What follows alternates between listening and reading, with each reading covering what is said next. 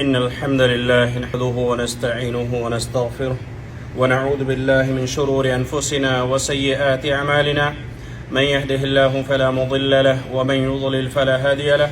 وأشهد أن لا إله إلا الله وحده لا شريك له وأشهد أن محمدا عبده ورسوله يا أيها الذين آمنوا اتقوا الله حق تقاته ولا تموتن إلا وأنتم مسلمون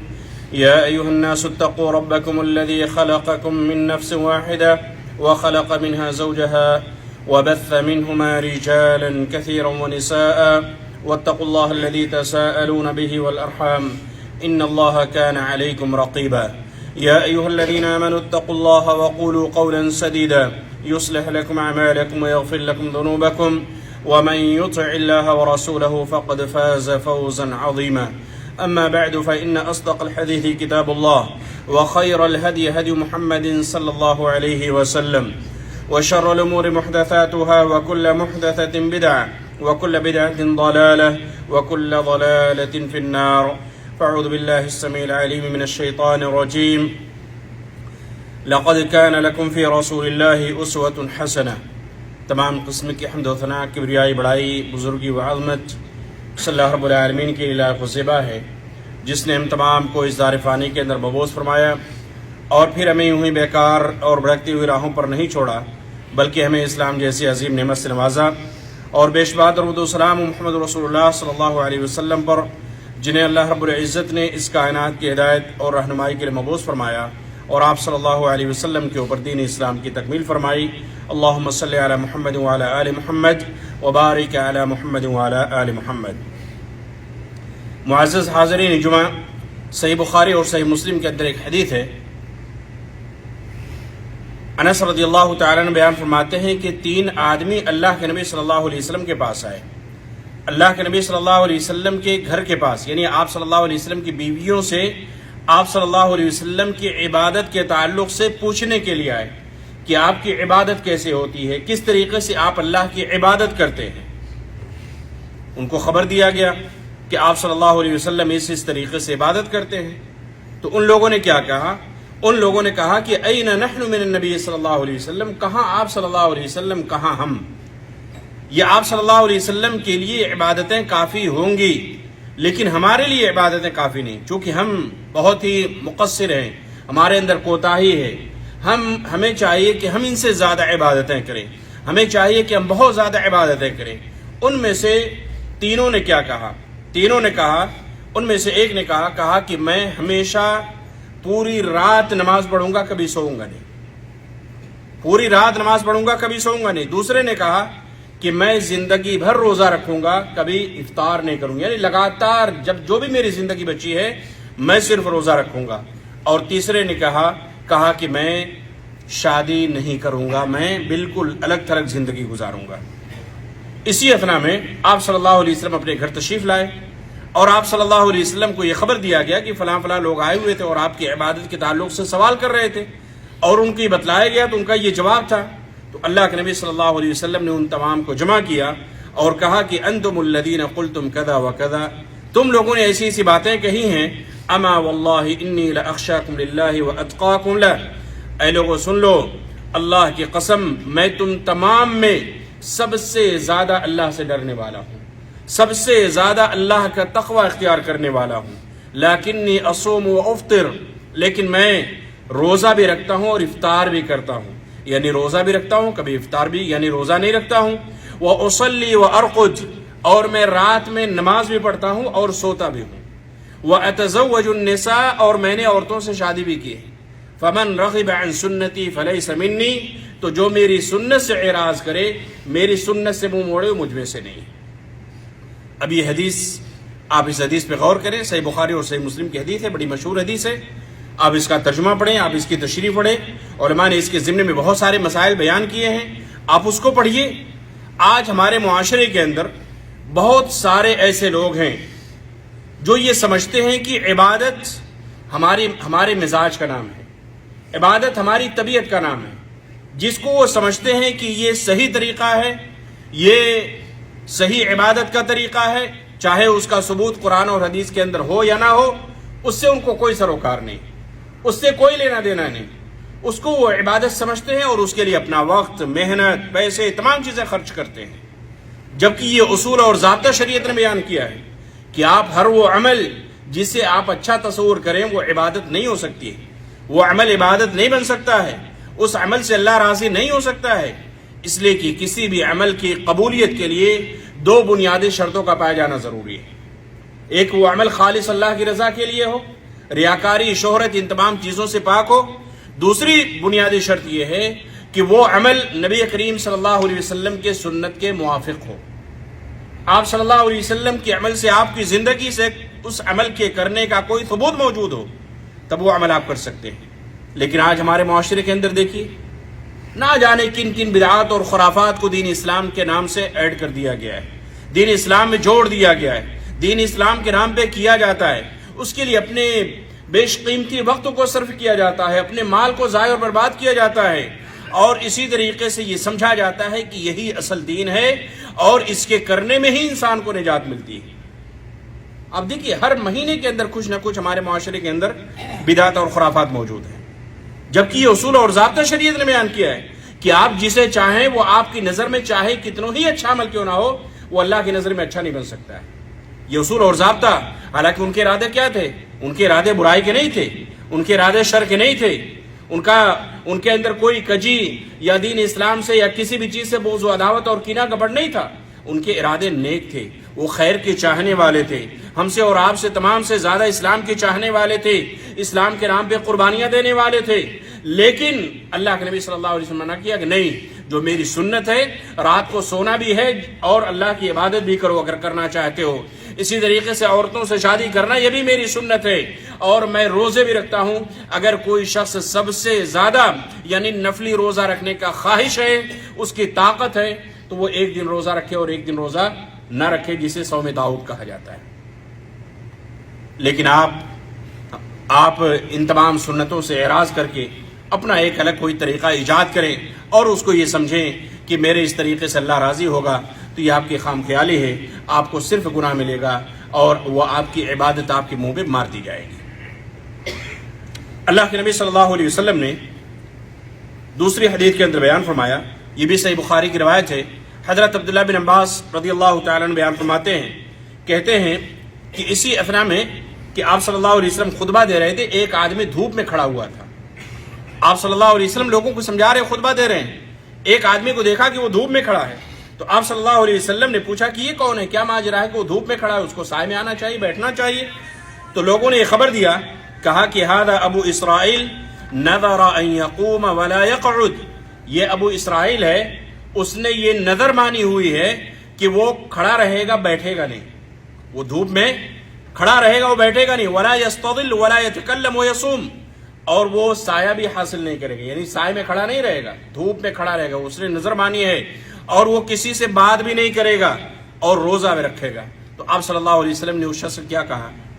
آپ صلی اللہ علیہ وسلم نے اس شخص سے کہا، مروہ فلیتکلم ولیستظل ولیقعد ولیتم صومہ، اس کو چاہیے کہ اس کو حکم دو، اس کو کہو کہ وہ بات بھی کرے، سایہ بھی حاصل کرے، بیٹھ بھی جائے اور اپنے روزے کو پورا کرے۔ معلوم ہوا کہ ایسی نظر، ایسی منت جو شریعت سے متصادم ہو، شریعت کے خلاف ہو، اس کو پورا نہیں کیا جائے گا،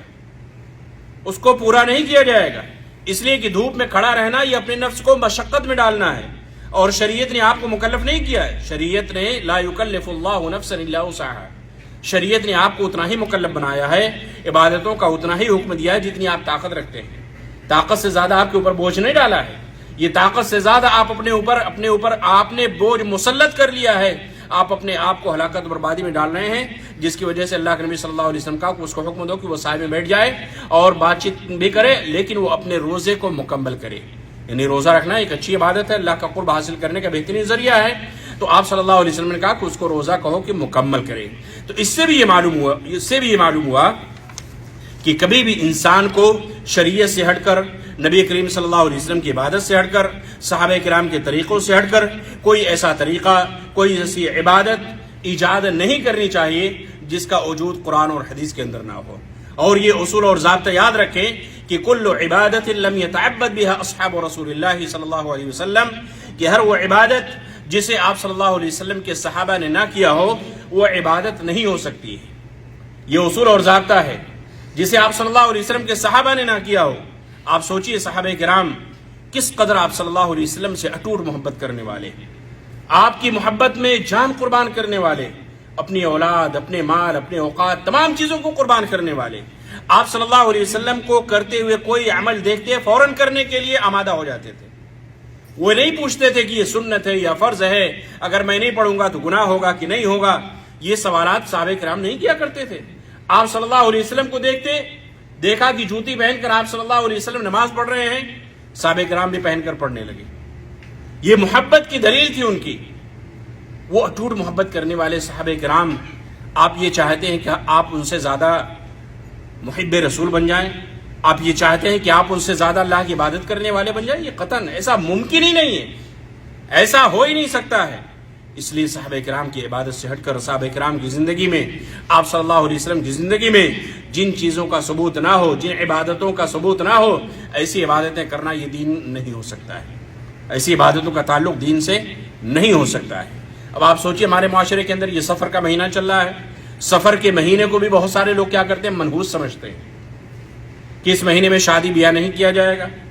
اس مہینے میں شادی کرنا، کوئی خیر کا کام کرنا، بھلائی کا کام کرنا، اس میں نحوست ہے، بدفعلی ہے، اس کام میں خیر نہیں ہوگا، بھلائی نہیں ہوگی، برکت نہیں ہوگی۔ یہ مسلم معاشرے میں بہت سارے لوگ یہ عقیدہ رکھتے ہیں۔